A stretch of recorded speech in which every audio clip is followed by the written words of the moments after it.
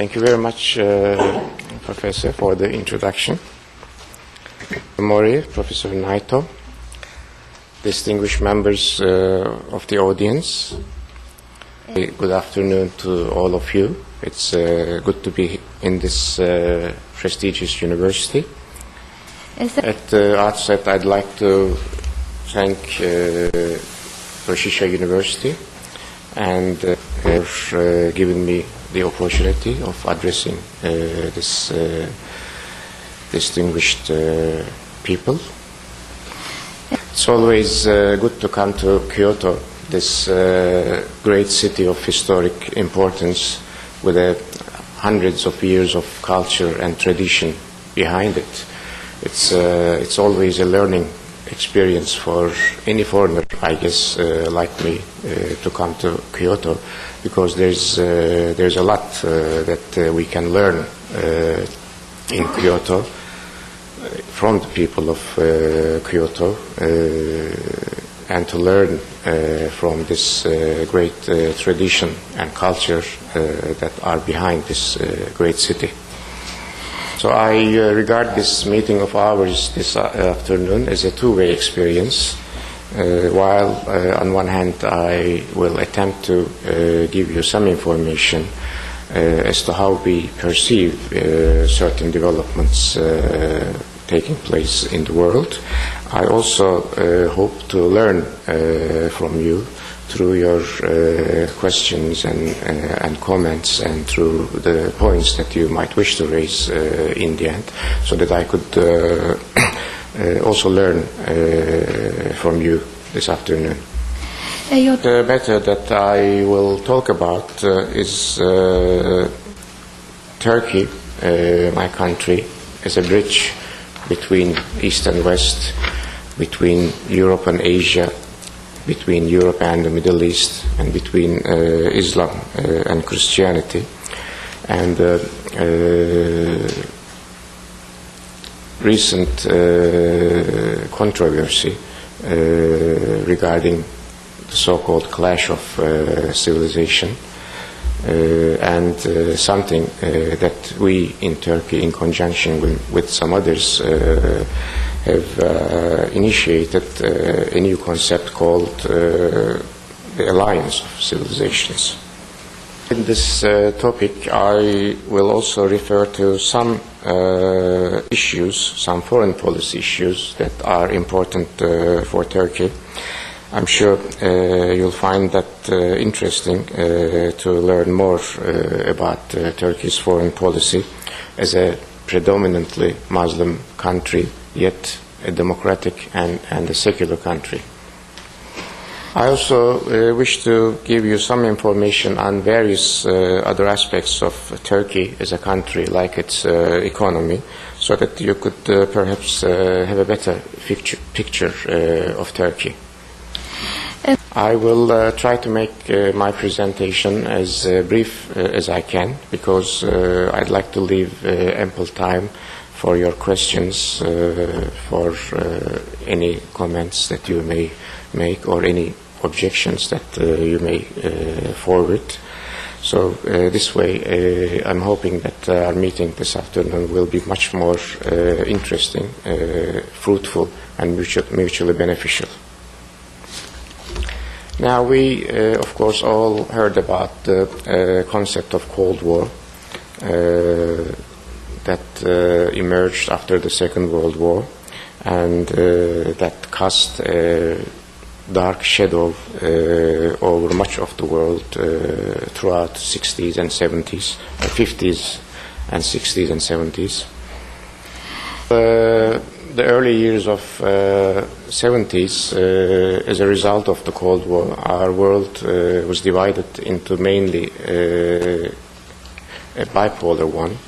On one side called the West, and the other opposing side was the East. There are also the so-called third world countries, but despite their numbers, their large numbers, their weight in international relations and their impact had been quite minimal. Till the early 70s, what we had was one bloc, the Western bloc, opposing the other one, seeing the other one as adversary and even as an enemy. The division at that time was more so in the line of political philosophy and ideology. There were so-called communists on one side and capitalists on the other side. It was the perception of enemies in most part of the world at the time. You will recall that Churchill, soon after the Second World War, termed the Eastern Bloc as Iron Curtain, behind Iron Curtain. And at a later time, President Reagan called the Soviet Union the evil empire. And for the people in Eastern Bloc countries, it was exactly the opposite. The West, the imperialist, expansionist, capitalist West was the enemy, and they were pursuing a policy of world hegemony. This picture started changing in early 70s. The relations between the two blocs became less hostile, and the new era, which was termed by the French word détente, was introduced. And then came 80s, the developments in world arena became faster and faster. We saw developments that nobody could imagine, nobody could foresee before, like the fall of Berlin Wall, and afterward the disintegration of the once mighty Soviet Union. Only the perception of enemy changed. Former adversaries became friends and even allies in the same defense organization. We saw former Soviet Union members like Poland, Hungary, Bulgaria, Czech Republic becoming members in NATO. So all of a sudden NATO and the West were left without any enemies, so to speak. The enemy disappeared. The former enemies, as I said, became partners and allies in the same defense organization. Hostility and enmity along the lines of political ideologies gave way to something else.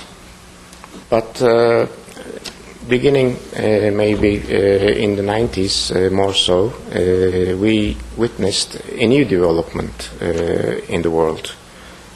It was the rise of Islamic fundamentalism and resulting terror. This perception of enemy in the minds of some people switched from one side to the other. There were no longer communist enemies, but there was something else, maybe Islam or Islamic radicals. So in the aftermath of Cold War, belonging to a particular culture instead of class affiliation has gained importance in terms of defining people's political identities and nations' policies. Culture is a relative concept, and it is very difficult to determine where one culture ends and the other starts. Thinkers, but also philosophers of ancient world, use the word civilization as a more inclusive concept. So now the problem suddenly was along the line of culture and civilization and religion instead of political ideology. People started saying that to the others that while you belong to another civilization you belong to another religion, so you're not one of us, you're on the other side, you are our adversary.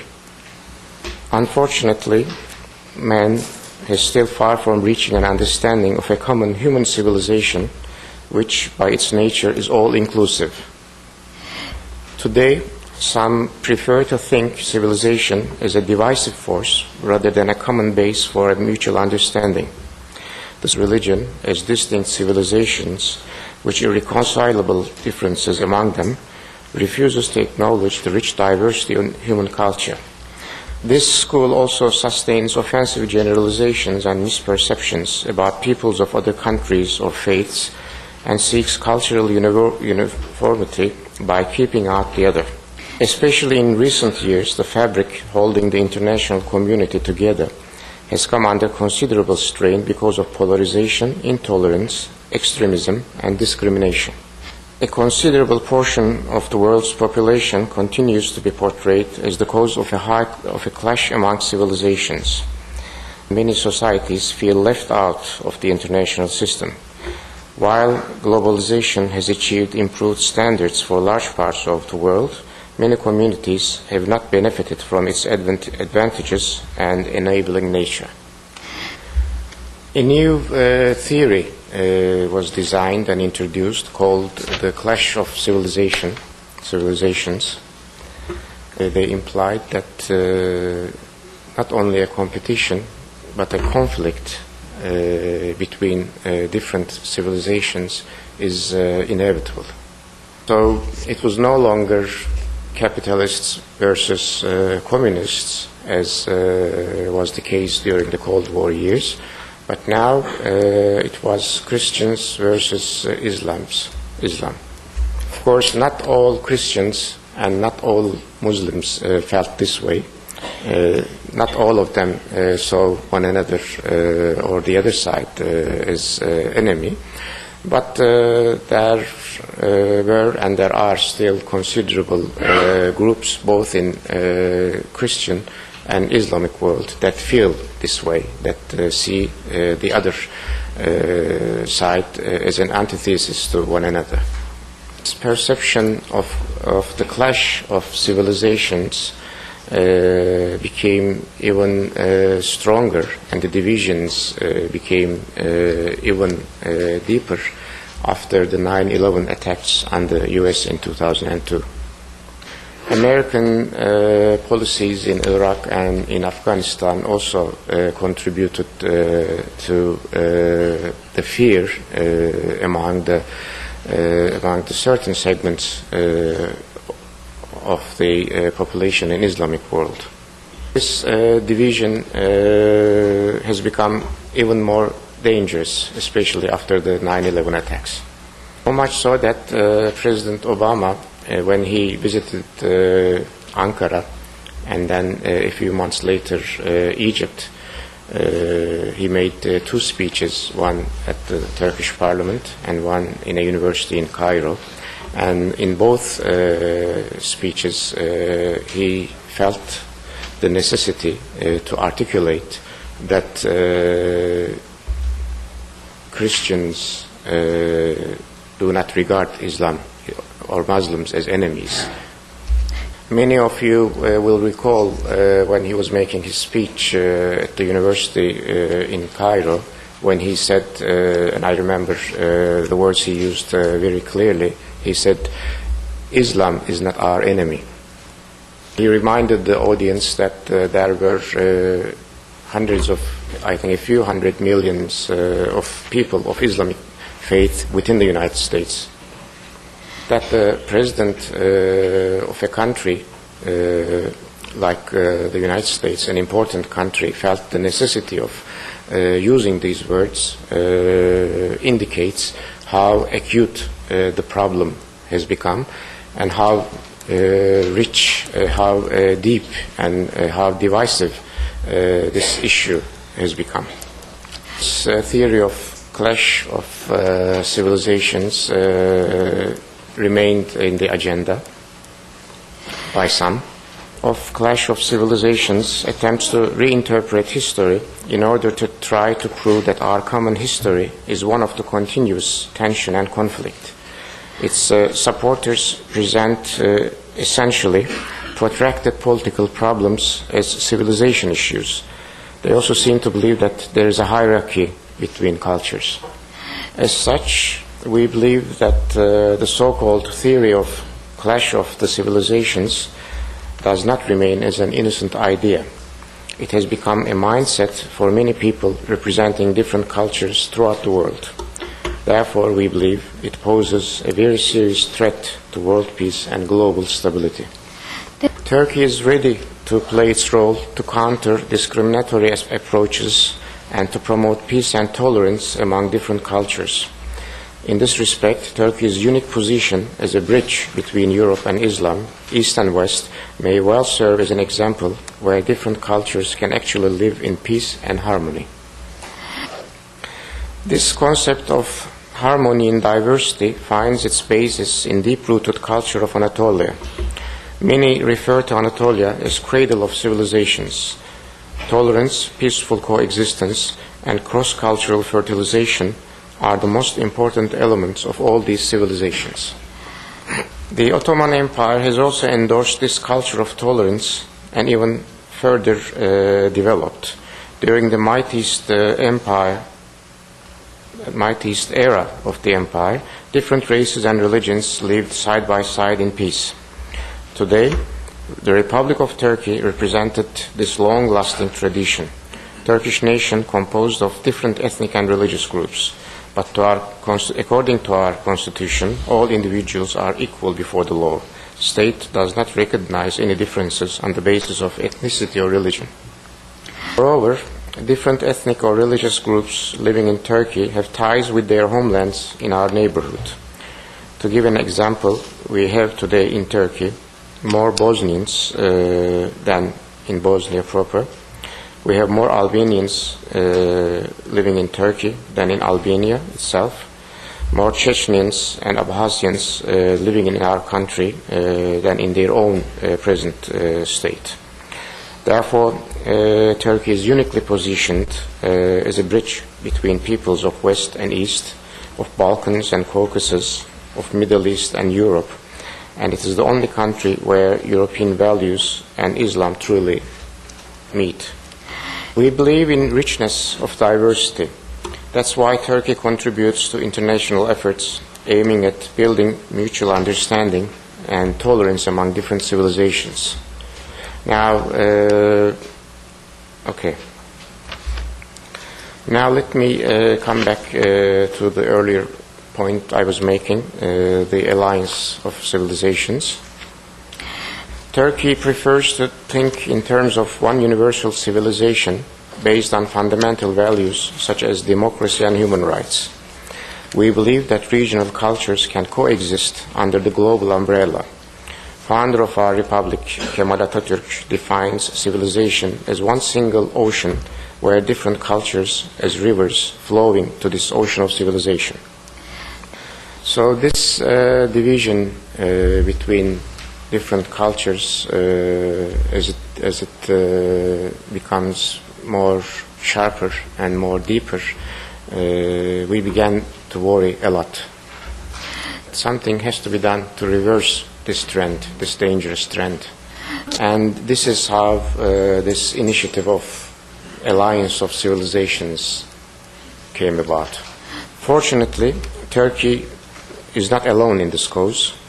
There are many other nations who see cultural diversity as richness rather than a threat. So in the year 2005, Turkey, as a predominantly Muslim country, and Spain as a predominantly Catholic country, the leaders of those two countries took the initiative. So Turkish and the Spanish prime ministers took this initiative to create an alliance of civilization in 2005.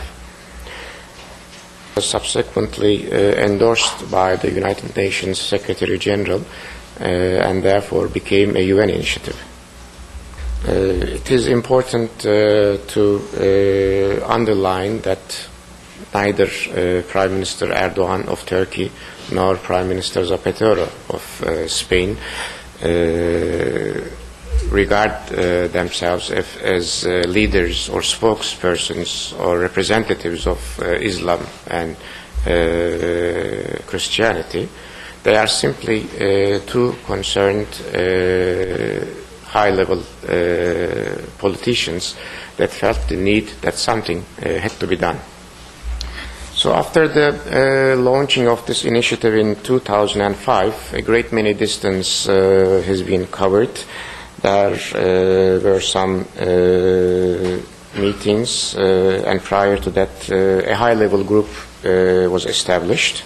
And this high-level group met several times in several places. They prepared reports, and those reports were submitted to the UN Secretary General in 2006 in a meeting in Istanbul. The Secretariat was established in New York, and former Portuguese President Sampaio was appointed by the Secretary General as the High Representative of this initiative. Another group was created called Group of Friends within the organization of the United Nations, and so far 88 countries and 16 regional and international organizations joined in this group of friends. Happy to note that Japan is also a member in this group of friends. Again, several meetings followed after that. A plan of action was drafted and accepted in those meetings. After the first meeting in Istanbul, a second meeting again in Istanbul was held earlier last year. There was a great participation into that meeting. 5 heads of state, 1 speaker of a parliament. There's 10 other ministers and 12 leaders of international organizations participated. And the next meeting of this initiative will be held in May this year in Rio de Janeiro, in Brazil. This is an ongoing initiative. It has picked up momentum, and it seems to be proceeding very satisfactorily. This alliance of civilization is a sound response to the ideology of the clash of civilizations and its mindless search for uniformity. The fundamental philosophy of this initiative is to achieve broad acceptance of harmony and unity in diversity. So the major objectives of the alliance can be summarized as follows. Exclusivity with an inclusive approach which embraces all cultures as they are. Place human dignity at the very top of our scale of values. To reject offensive generalizations and exaggerated fears of peoples of other faiths. To develop a network of partnership with states, international organizations, and civil society that share the goals of the alliance. State dialogue among different groups that can act as a force of moderation and understanding during times of heightened cross-cultural tensions. The alliance provides an opportunity to refute the notion that our common history is one of unending mutual hatred and conflict. The history of mankind contains ample proof of our long tradition of cross-cultural fertilization. Another distinctive feature of the alliance is its result-oriented approach. We are pleased to see that the Alliance of Civilization initiative is already making a difference. Strong global interest in the initiative proves that the international community prefers an environment of cooperation rather than confrontation. And the last point I want to make on this subject is this. We think that the last paragraph, that the alliance of civilizations is a noble cause. Therefore, we call on all countries and international organizations to support the initiative by participating in its implementation stage. Talk about a little on Turkey's multidimensional foreign policy, and perhaps this might help you understand better how Turkey can play the role it intends to play. As one of the countries initiated the alliance of civilizations, Turkey follows a foreign policy which attaches great importance to dialogue, interdependence and cooperation. The Republic of Turkey has been pursuing since its establishment a peaceful, realistic and consistent foreign policy guided by the principle of peace at home and peace abroad set out by its first President Kemal Atatürk. We believe everybody must start dialogue and cooperation from its immediate neighborhood. Therefore, in our foreign policy, we introduced the concept of zero problem with neighbors, and Turkey has made significant progress in resolving outstanding issues in its neighborhood. To take another look at Turkey's position in its neighborhood, might have a better idea. This is where we are at present. It's a very strategically important location, as you can see. A larger portion of our country lies in Asia, and a small portion is in Europe. Are adjacent to such turbulent regions as the Middle East, the Caucasus, and the Balkans. As many of you know, that Turkey used to be a large empire. The regions, immediate regions around Turkey was once ruled by Turkey. There are today perhaps as many as 30 countries that were once of the Ottoman Empire, now all, of course, independent countries. I'm saying this just to emphasize that we have very meaningful ties with all those countries surrounding us, ethnically, religiously, linguistically, culturally. And as you can see from its location, I mentioned a small part of our country lies in Europe. It is also a meeting point of perhaps East and West as we know it. Now, coming back to the basics of our foreign policy, third paragraph. In the fragile and international environment of today, concepts such as democratization, pluralism, sustainable development, human development, intercultural understanding, and the building of harmony and tolerance among cultures are gaining priority and importance. To bring solutions to the problems on the basis of international law and effective multilateralism is becoming more evident than ever.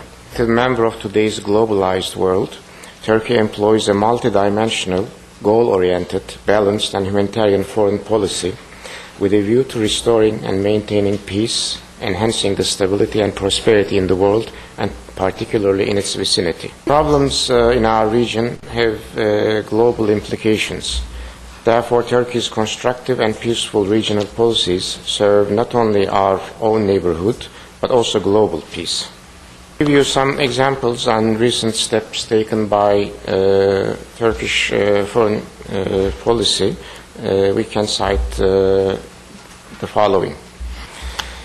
We signed two protocols with Armenia, one of our neighbors, which not only paves way of normalization of our bilateral relations, but also highly contributes to peace and stability in the Caucasus.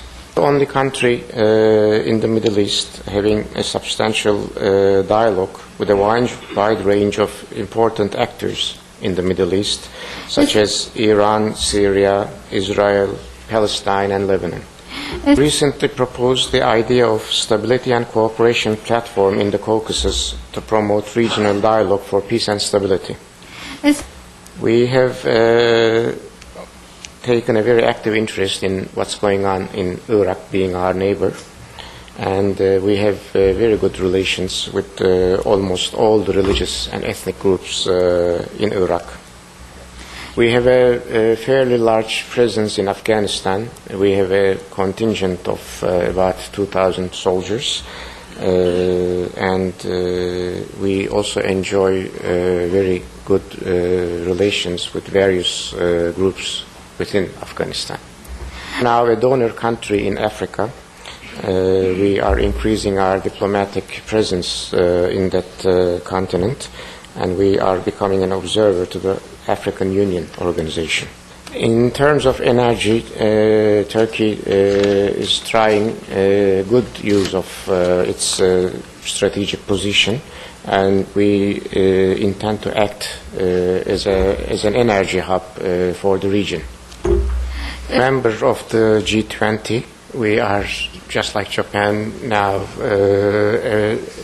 a temporary member in the United Nations Security Council. That I know is of great importance for Japan. Turkey currently chairs North Korea Sanctions Committee in the UN Security Council. We are also a member in a variety of international organizations. We can just name a few, perhaps, like Council of Europe, NATO, OECD, Organization of Security and Cooperation in Europe, WTO, Black Sea Economic Cooperation Organizations, Economic Cooperation Organization, D8, and Conference on Interaction and Confidence Building Measures in Asia. We nurture a peaceful, prosperous, stable and cooperative environment that is conducive to human development at home and in our region. In a world where international developments became increasingly complex and difficult to manage, Turkey will resolutely continue to pursue a responsible and constructive foreign policy, inspiring confidence in its region by way of mobilizing its political, economic, cultural experience in the service of the common ideals of humanity and its national interests.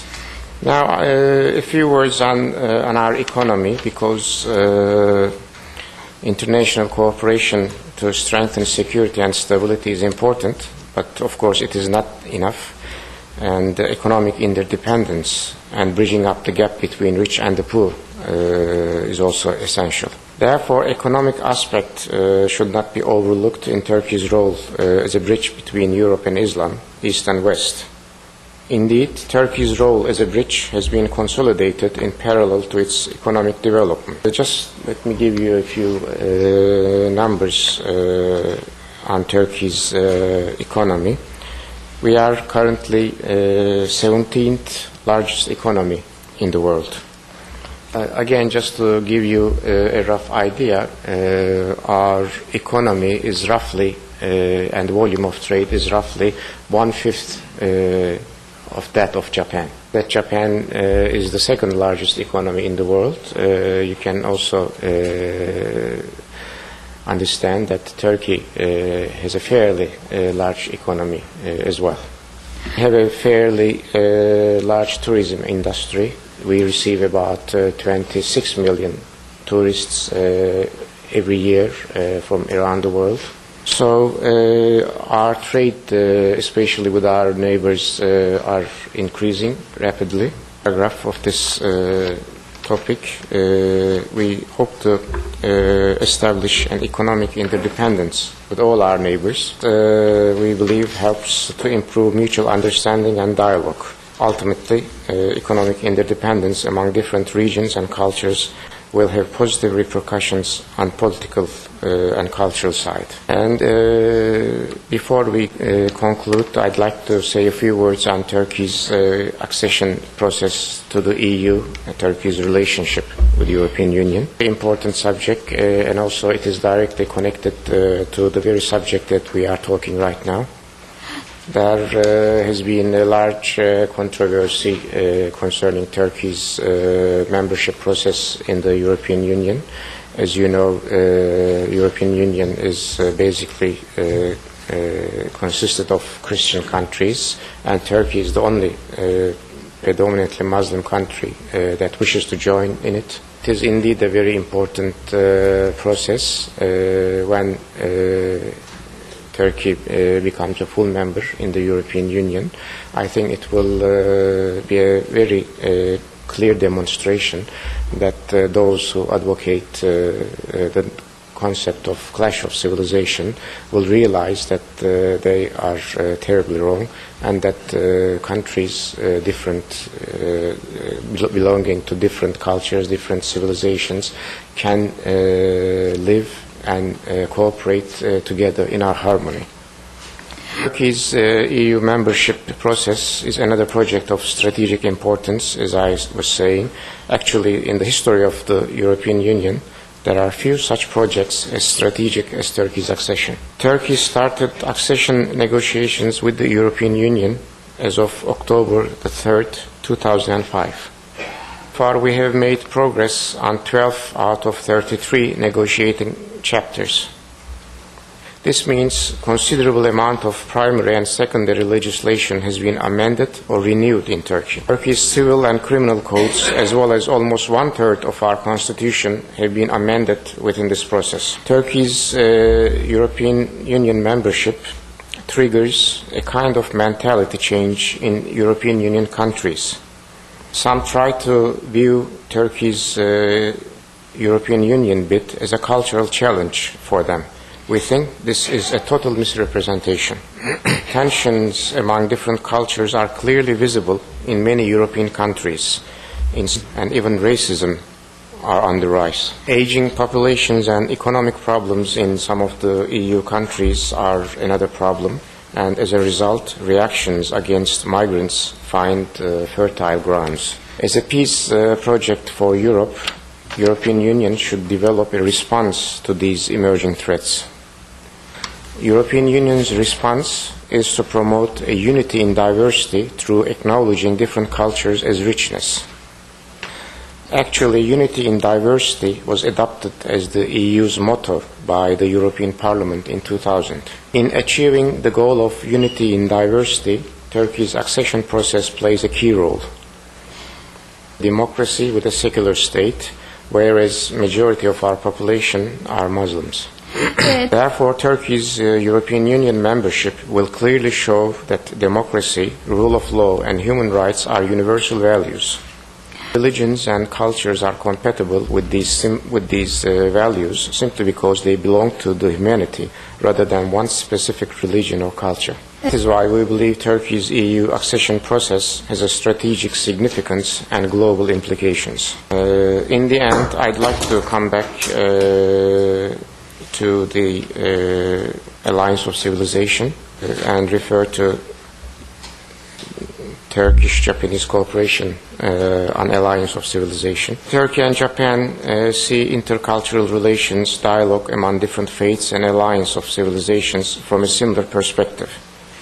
Therefore, our responses are also similar. Now, I want to quote here from a speech made in the early 50s by the then Japanese Foreign Minister Shigemitsu. He said in his speech, and I quote, "The substance of Japan's political, economic, and cultural life is the product of the fusion within the last century of the civilization of the Orient and the Occident. In a way, Japan may well be regarded as a bridge between the East and the West. She is fully conscious of the great responsibilities of such a position." As you see, it is a very similar line along the same views that we in Turkey have been forwarding for quite some time now. Prime Minister Hatoyama, when he made a speech at the UN General Assembly in September last year, he also reiterated Japan's intention to act as a bridge among different cultures. We appreciate Japan's constructive approach vis-à-vis international issues, and we do think that Turkey and Japan can cooperate more actively in international matters such as intercultural dialogue. So far, our level of cooperation within the UN Security Council has been excellent. Science of Civilization is an instrumental platform where we can join our forces. Few more words as a conclusion.